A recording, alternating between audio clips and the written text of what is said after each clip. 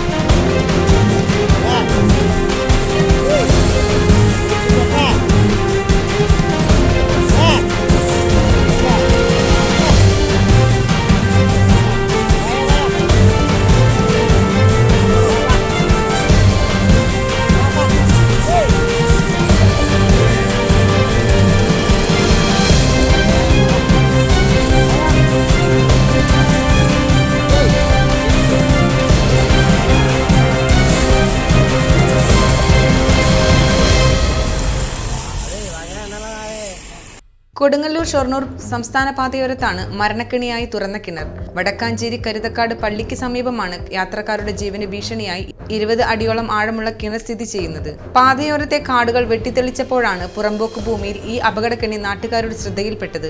റോഡിനോട് ചേർന്ന് നിൽക്കുന്ന കിണറ്റിൽ കാൽനട യാത്രക്കാർക്കോ വാഹനങ്ങൾക്കോ അപകടം സംഭവിക്കാൻ നിമിഷങ്ങൾ മതി. വ്യാഴാഴ്ച രാവിലെ കിണറ്റിൽ വീണ തെരുവുനായിയെ എരുമപ്പെട്ടി സ്വദേശി അഷറഫിന്റെ നേതൃത്വത്തിൽ നാട്ടുകാർ ചേർന്നാണ് കരക്കെത്തിച്ചത്. ഏതു നിമിഷവും മനുഷ്യജീവൻ അപഹരിക്കാൻ സാധ്യതയുള്ള ഈ കിണർ അടിയന്തരമായി മൂടുകയോ സുരക്ഷിതമായി സംരക്ഷിക്കുകയോ വേണമെന്ന് സാമൂഹ്യ പ്രവർത്തകൻ സൈനുദ്ദീൻ ഉൾപ്പെടെയുള്ള നാട്ടുകാർ ആവശ്യപ്പെടുന്നു. രാത്രികാലങ്ങളിൽ ഈ വഴി കടന്നു പോകുന്നവർക്ക് കിണർ വലിയ അപകട ഭീഷണിയാണ് ഉയർത്തുന്നത്.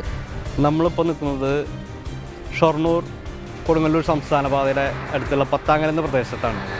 ഈ പ്രദേശത്ത് കഴിഞ്ഞ കുറേ നാളുകളായിട്ടൊരു കിണറുള്ളത് ആരുടെ ശ്രദ്ധയിൽപ്പെട്ടിട്ടുണ്ടായിരുന്നില്ല.